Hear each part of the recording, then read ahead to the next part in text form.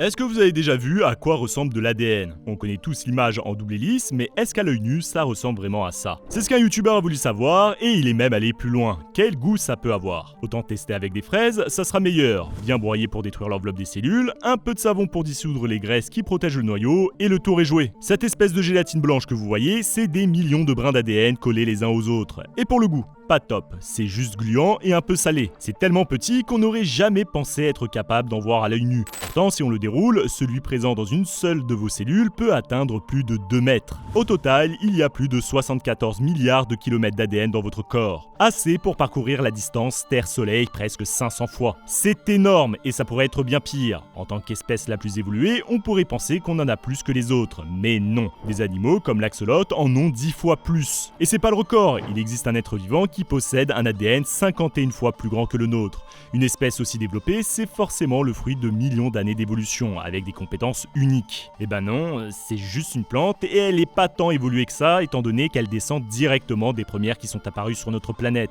Est-ce que c'est vraiment utile d'avoir un ADN aussi long? Qu'est-ce qui se passerait si on appliquait ça aux humains? C'est l'une des nombreuses questions que les scientifiques se posent, car l'ADN est plein de secrets qu'on va explorer ensemble. Et l'un des importants, c'est d'où on vient. On peut apprendre beaucoup sur nos ancêtres en étudiant nos gènes, déjà leur origine et parfois même où ils ont vécu. Imaginez un instant pouvoir remonter le temps en un clic. Découverte en cours, vos ancêtres vous attendent. Ça, c'est possible avec MyHeritage, le service numéro 1 pour découvrir l'histoire de votre famille sans quitter votre maison. Mon père, ayant peu connu ses parents, m'a laissé derrière lui un mystère familial. Pourtant, je découvre tout mon arbre généalogique avec un minimum d'effort. Grâce à ça, je retrouve la trace de mes ancêtres en quelques clics. Comme mon grand-père qui a combattu pendant la Seconde Guerre mondiale, ou même son père, nomade du désert, qui a vécu jusqu'à plus de 100 ans. Avec ma grand-mère qui va bientôt atteindre le même âge, je suis parti pour faire des vidéos pendant longtemps. Le site a plein de fonctionnalités trop cool, par exemple Pedigree Map. Comme mes grands-parents se sont mariés à Alger en 1947, ça me permet de voir les lieux comme ils étaient à cette époque. C'est incroyable de voir comment les choses changent. On tombe aussi sur quelques bizarreries familiales. Prenez ma demi-sœur, elle a une grand-mère qui est aussi sa tante. Non, rien de louche ici, c'est la sœur de la femme de son oncle. Tout s'explique grâce à l'arbre détaillé sur MyHeritage. Il y a plus de 19 milliards de documents historiques qui sont à portée de main pour retracer vos origines grâce à de puissants outils poussés par l'IA. J'ai pu retrouver mes racines kabyles de Gouraya en Algérie du côté de ma mère et pieds noirs espagnols d'Alger du côté de mon père grâce à l'Instant Discovery simple et ludique. En plus de découvrir des branches de votre arbre généalogique, MyHeritage vous permet de redonner vie à des photos anciennes avec leur technologie de colorisation. D'un simple clic, vous pourrez rendre une vieille photo noir et blanc illisible en une belle photo claire et plus moderne. Ça ferait un super cadeau pour ma grand-mère, retrouver ces photos d'enfance pleines de vie et de couleurs. Les possibilités sont dingues, il vous suffit d'essayer. L'inscription est super facile et l'utilisation très intuitive. Sur Science Trash, on sait prendre soin de vous, donc inscrivez-vous pour un essai gratuit de 14 jours avec le lien en description ou le QR code et commencez votre voyage dans le passé. Partage-t-on tous le même ADN? Vous pensez connaître la réponse? Bien sûr que non, sinon on se ressemblerait tous. Sauf que quand vous croisez quelqu'un dans la rue, vous êtes pareil à 99,9%. C'est ces petits 0,1% qui font toute la différence. On est aussi très proche des autres espèces, avec les chimpanzés 98,8% d'ADN en commun. Normal, on a un ancêtre en commun. Mais c'est pas les seuls. Après les primates, l'animal qui nous ressemble le plus, c'est le porc. 98%. Les chats et les chiens, plus de 90%. Pas étonnant qu'on se sente proche d'eux. Il n'y a pas que les animaux. La banane, par exemple, partage plus de 50% de notre code génétique. Mais qu'est-ce que ça veut dire? Ils ont les mêmes gènes que nous? Les mêmes chromosomes? Pas vraiment. C'est juste que le code de tous les êtres vivants est construit à partir des mêmes briques, elles-mêmes composées de 3 éléments. Déjà un groupe phosphate et un sucre, ils se répètent en boucle pour former la structure en double hélice de l'ADN. Le dernier élément, c'est ce qui forme les barreaux, les bases azotées. C'est ça le plus important, l'alphabet de notre code génétique. En tout, il y en a 4 et elles fonctionnent par paire. L'adénine avec la thymine, la cytosine avec la guanine, 2 par 2, elles forment ce qu'on appelle une paire de bases. Si l'un est présent d'un côté de l'hélice, alors l'autre sera forcément en face. Toutes seules, elles sont pas très utiles, mais plusieurs centaines ou des millions à la suite forment ce qu'on appelle les gènes. Par exemple, sur votre 11e chromosome, une petite zone regroupe plus de 8000 paires. Ensemble, elles forment le gène OR6A2, sauf qu'il existe sous 2 formes. La première qui crée une protéine normale et la deuxième qui fait pareil mais la rend plus sensible à une espèce chimique, les aldéhydes, qu'on retrouve beaucoup dans le savon et le coriandre. Donc si vous avez un goût de peste citron en mangeant vos nouilles sautées, c'est un problème génétique. Pourtant, il y a seulement quelques paires faire de différence entre les deux. C'est pour ça que le projet Génome Humain s'est donné pour mission de décrypter la totalité de l'ADN, comprendre comment fonctionne chaque gène et ce qu'il régule pour aider à faire face aux grandes découvertes. Mais il y a beaucoup de boulot, 32,2 milliards de paires à étudier. Il aura fallu 15 ans et plus de 3 milliards de dollars pour réussir à en décrypter 92%. Il a fallu attendre 20 ans de plus et l'avancée des technologies pour combler les trous manquants. On a enfin le plan complet pour créer un être humain, sauf qu'on comprend pas tout. Pour le moment, on a identifié plus de 25 000 gènes, mais de nouveaux sont découverts chaque jour. Pourtant, ça représente seulement 2% de notre ADN. Du coup, on se demande qu'est-ce que contient les 98% restants et à quoi ils servent. Car on n'en est pas sûr. C'est des chaînes plus ou moins longues qui se répètent, mais dont on ne comprend pas l'utilité. On appelle ça l'ADN sombre. On a quand même quelques pistes. Pour certains, ça serait les restes d'un ADN ancestral, passé de génération en génération, mais qui, avec le temps, aurait cessé d'être utilisé. Pour d'autres, le plus logique, c'est qu'ils servent de chef de chantier. Les gènes permettent de fabriquer les protéines nécessaires au fonctionnement de notre organisme. L'ADN sombre, lui, leur dit à quel moment et où et comment ils doivent le faire. Pour le moment, ça reste une supposition, mais beaucoup d'instituts à travers le monde cherchent à comprendre son fonctionnement. Trouver la réponse permettrait à la médecine de mieux comprendre l'être humain et de lutter plus efficacement contre de nombreuses pathologies. La source de nos pires maladies.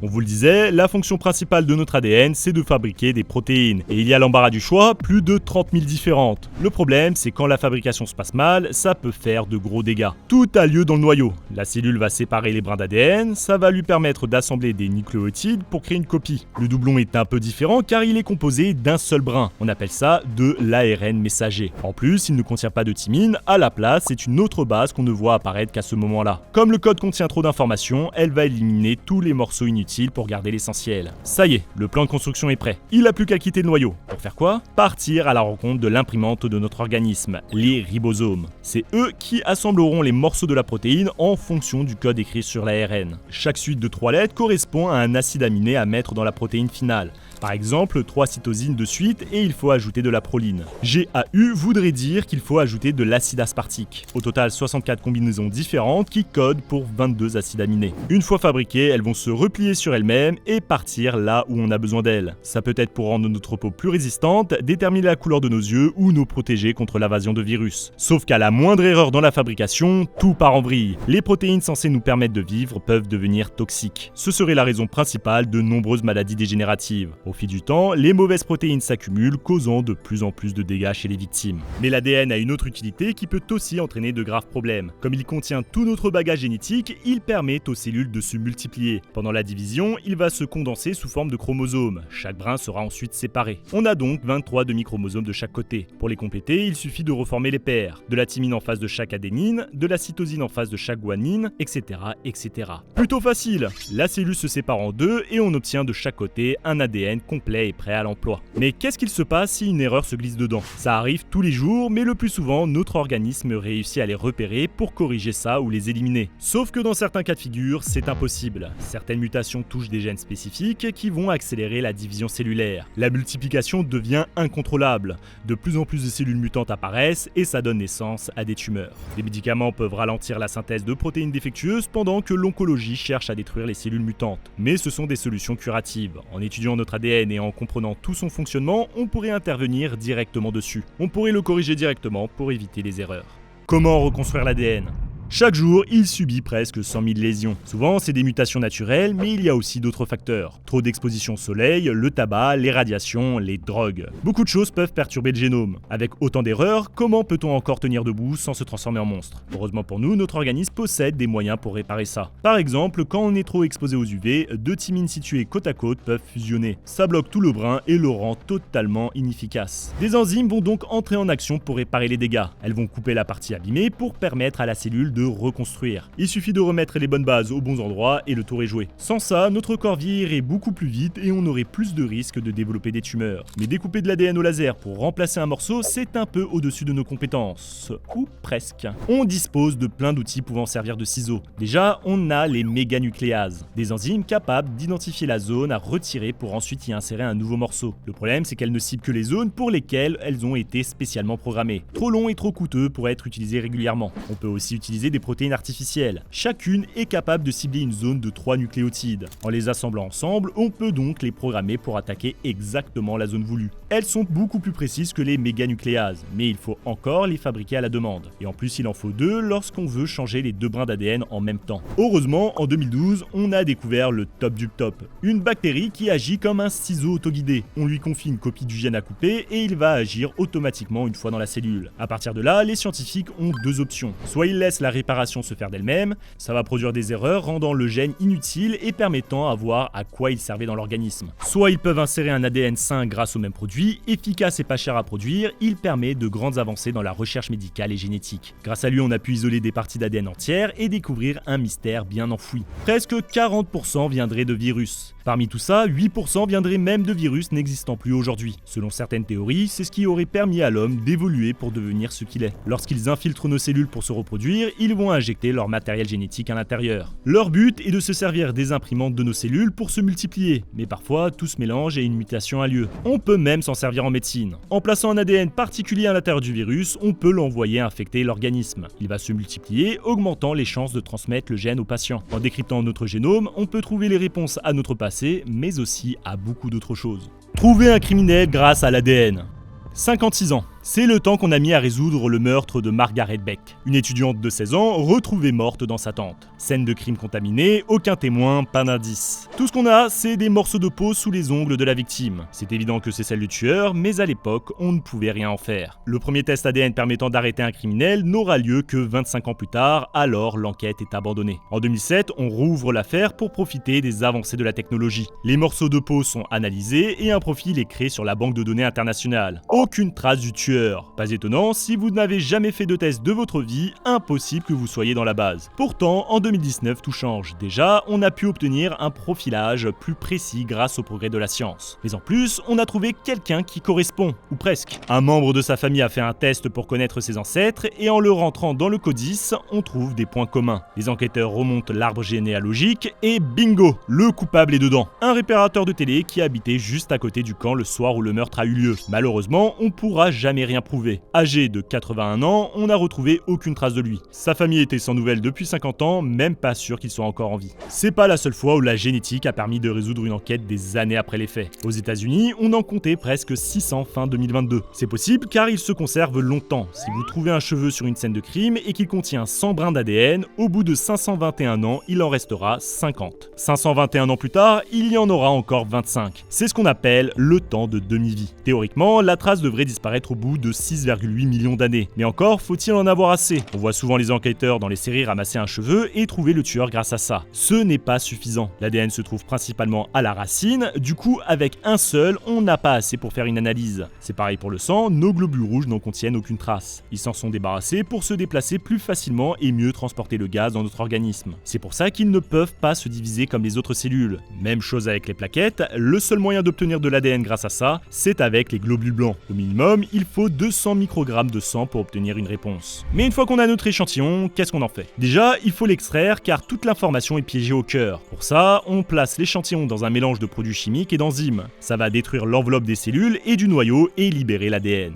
Ça va ensuite détruire les protéines afin d'empêcher qu'elles interfèrent avec les autres étapes. Une fois les brins séparés du reste, on va utiliser la technique PCR, la même que pour les tests Covid. Grâce à ça, on peut forcer un ADN à se multiplier pour pouvoir le détecter. En chauffant à 95 degrés Celsius pendant 30 secondes, les brins vont se séparer. On baisse ensuite la température pour que des fragments spécifiques déjà présents dans le mélange viennent se fixer sur les brins. En chauffant à nouveau, on active une enzyme qui va reconstruire la chaîne. Comme dans notre organisme, en quelques minutes, on double la quantité de départ. Quand on en a suffisamment, on peut chercher des gènes très spécifiques, les fameux 0,5% qui nous différencient tous en tant qu'individus. Avec ça, impossible de se tromper. Comme notre ADN peut subir des changements à cause de notre environnement ou de notre hygiène de vie, il peut même être possible de différencier des jumeaux. C'est tout un langage à part qui se cache dans nos cellules, un alphabet propre à la vie qui régule notre santé et nos comportements. Ça a même donné des idées aux scientifiques. En utilisant un enchaînement de nucléotides plutôt que du langage binaire, il est même possible de stocker des données dans de l'ADN. C'est comme ça qu'en 2019, une équipe a encrypté la totalité du Wikipédia anglais dans un morceau de génome. C'est autant que 2 DVD. On pourrait ainsi créer un nouveau moyen de communication, plus écologique que des serveurs. En étudiant tous ces secrets, on pourra aussi comprendre parfaitement le fonctionnement humain. Du plus petit changement cellulaire jusqu'au développement des maladies maladies les plus graves, ça permettrait des avancées médicales énormes, comme soigner les maladies dégénératives avant qu'elles apparaissent, bloquer le développement des cancers, sauvant ainsi des millions de personnes. On pourrait même aller plus loin, en modifiant le code génétique d'autres espèces comme des virus ou des bactéries, on pourrait les rendre inoffensifs et même bénéfiques à l'homme ou à l'environnement. Rejoignez MyHeritage pour découvrir l'histoire fascinante de votre famille. Ne manquez pas l'offre spéciale de 14 jours d'essai gratuit exclusivement via le lien en description. C'est le moment de connecter les points de votre propre histoire.